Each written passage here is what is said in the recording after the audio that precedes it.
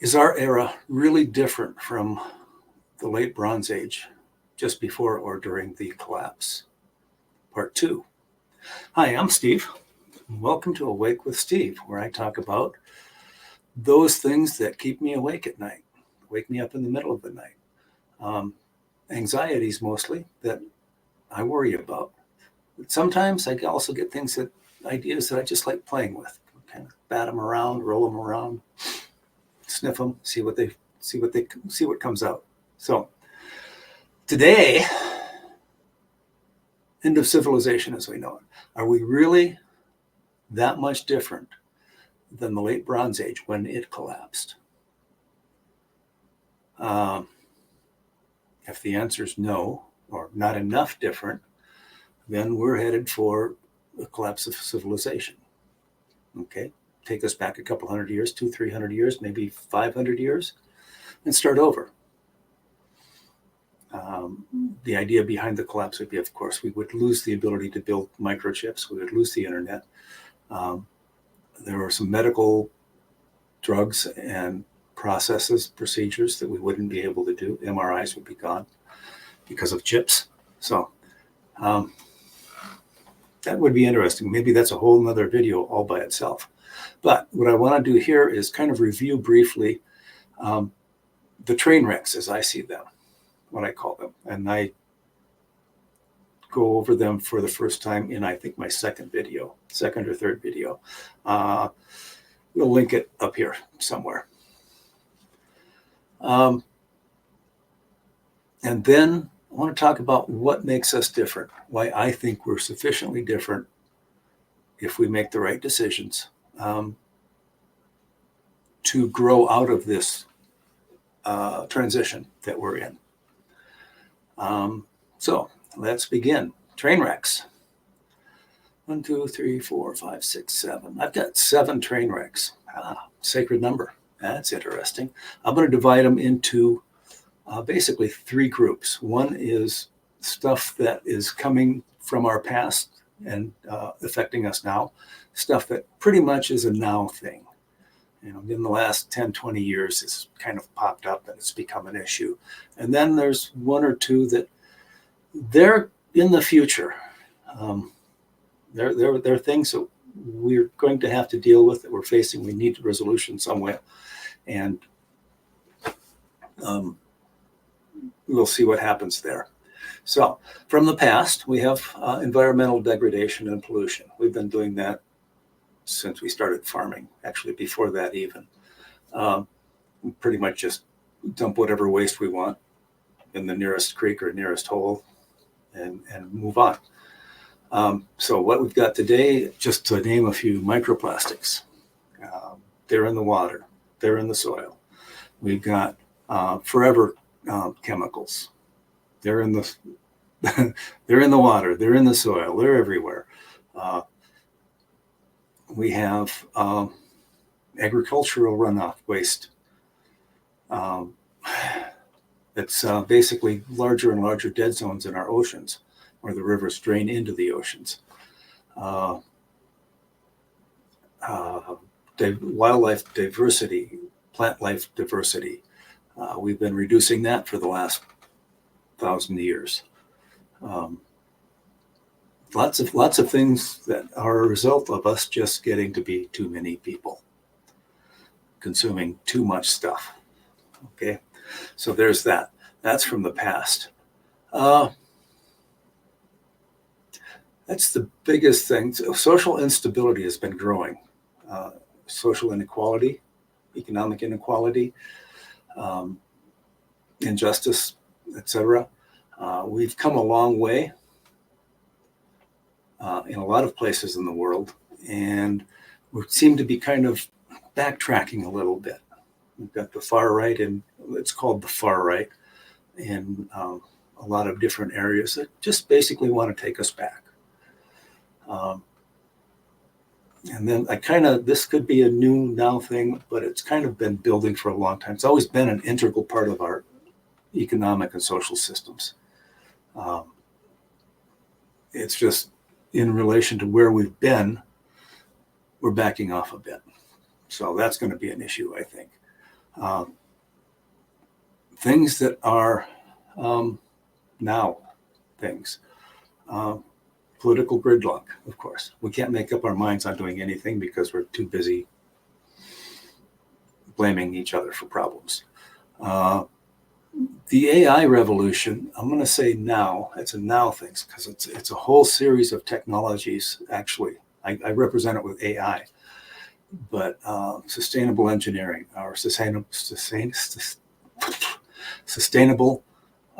energy, sustainable plant growth or food, a whole bunch of technologies, new technologies that we're bringing into into existence.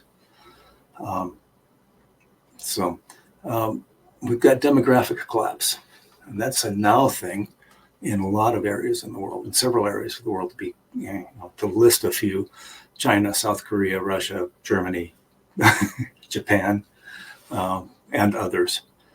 So they're dealing with that right now, and we don't have to in this country, in the U.S., because we have immigrants. We have lots of people that want to come to this country, and so we're not going to feel the pinch of demographic collapse until there's just not enough people willing to come to this country. So there's that. Futures. There's a couple of big things in the future coming down. One is we're getting warmer, bottom line. We have to do something about that. There are things that I think that we can do to correct that. And there's a lot of things we're going to have to do to adapt to it. Economic theories I have here. I keep bouncing those around. And the question is, all of the economic theories that I'm familiar with, that people talk about when we've got the Austrian economists and the Chicago School of Economics and et cetera and so forth. They all depend on growing economies. That's a healthy economy. It's a growing economy. Two factors in growth: population, more people, and increased productivity.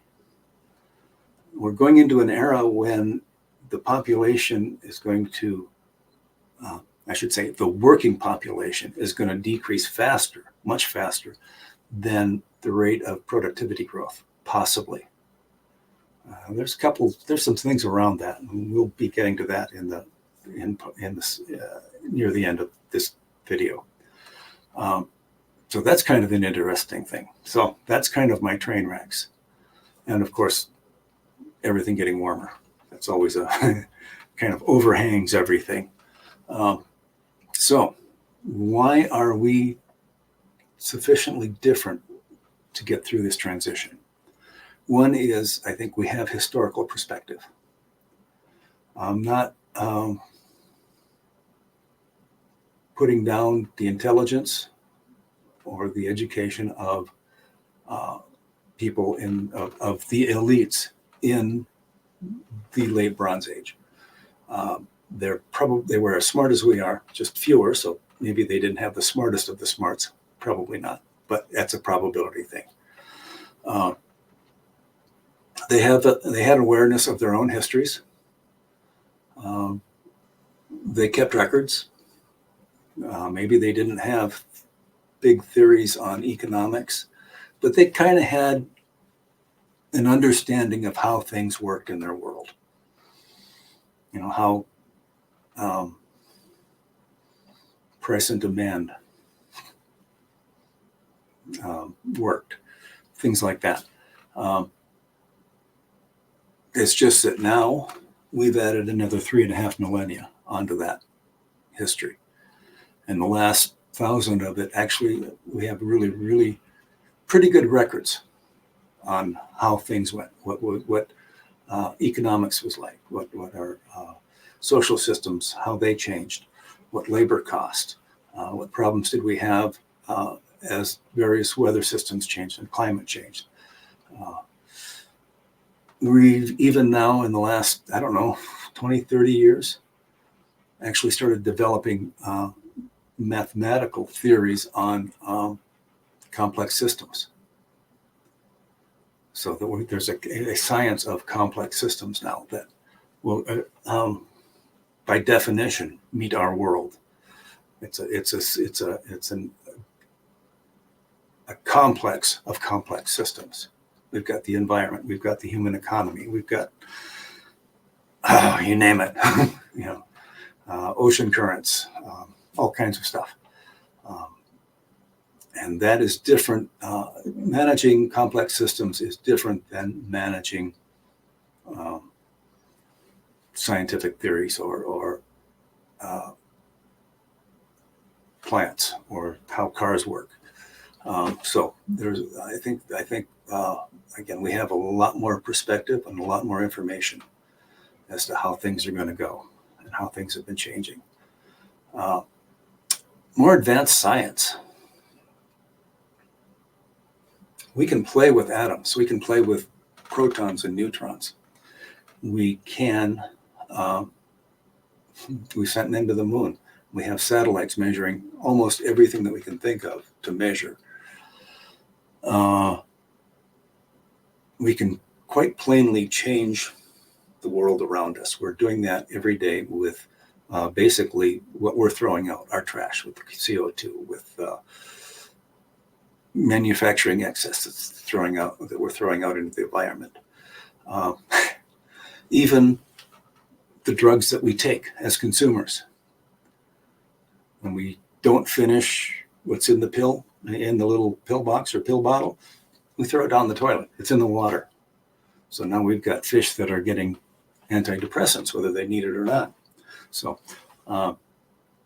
we know that we can change the world, and we know that we have a lot of technologies that we know can help us manage those changes. It's just going to require a big effort on our part. And that's partly complex systems, that's partly mechanics, it's partly understanding how things work. How do different gases in the atmosphere work? How do the currents in the ocean work? How do wildlife habitat, how does that work? Can we grow crops without as much fertilizer, for instance? We're learning how to do that. And then the third thing that I put down for things that make us different is our technologies, the actual application of sciences, of what we know from science. AI is a big thing there. One of the things I found as I've gone through this series, I've been thinking of more and more is if you watch what's in the media, all of these new technologies, they don't work. They're something we need to be afraid of. They're horrible for people. It's just, don't work. Electric cars. Never going to work. Too expensive, too slow, too ugly. Well, that's pretty much just disproven. We have at least 2 companies in the U.S. who might make it. One certainly is going to make it. It's international already, and that's Tesla. Rivian, I think they can get enough investors together for long enough that they might make it. And then there's the Japanese or not the Japanese, but the Chinese companies, electric car companies. They're getting subsidized by the government, et cetera, and so forth. There's just a lot of them. And the Chinese government has very much chosen we're just going to make a lot of electric car companies and see which ones survive. That's pretty much the way they're playing that. And they will export those to the rest of the world, even if we don't want them here. And eventually we will get them here. Whether U.S. car companies will be ready or not is a good question. For reference, go back in time and look at what Toyota did to the U.S. car industries. AI. Oh my God, we got to be afraid of that. We've got to control it. We've got to be on top of it. We need to know exactly, precisely how it's going to affect us and make sure that it doesn't do any harm. Okay, we can't do that. But it's interesting that we're afraid of it. I think there's two issues there that deals with a lot of the new technologies that we have coming online. One is human beings are afraid of things that are different. They're afraid of surprises. Our mind has evolved to focus on dangers. The more immediate the danger, the more we focus on it. Oh, if it's a wonderful thing that's going to happen next year, we don't really care. Okay, we're more worried about that tiger that's going to eat us. It's just behind the bush over there. Yeah, that's what our brain has evolved to worry about most. I find it very difficult to imagine a super intelligence that's going to be helpful to us without dominating us. But it's a possibility, you know? It's a possibility. I do know I'm pretty sure that if we kill the AI movement now, we are not going to have a very easy transition into what's coming after where we're at now. The information, the processes we need to overcome this are very complex. And it would very definitely help to have another entity's viewpoint on what we can do and what we can't do. Think demographics, robots. Hey, what about an economy that keeps growing, but the consumer base keeps shrinking? How the hell would that work? Or maybe we can, I don't know. A second point on being afraid of all this stuff is media. We have lots of vested interests out there, interests that have been in place for a very long time, profited very much from the world that we have. Look at auto companies, and I look at them and go, I was just talking with my wife about this last night. It's like, what's the difference between a car now and a car 10 years ago? Well, 10 years ago, there was actually a lot more diversity in the shapes of cars. That's disappearing. The engines, yeah, there's been some tweaks and some addition in there, but mostly the big differences in cars now from 10 years ago: shape, color, entertainment system. We're not doing anything really innovative in internal combustion engines. Even though government regulation has been pushing us to do that, we're not really doing that. It's like we just want to keep building the same thing over and over and over again. Yeah, tweak it a little here, tweak it a little there. Oil companies, gasoline, whew. Oil is plastic, oil is asphalt, oil is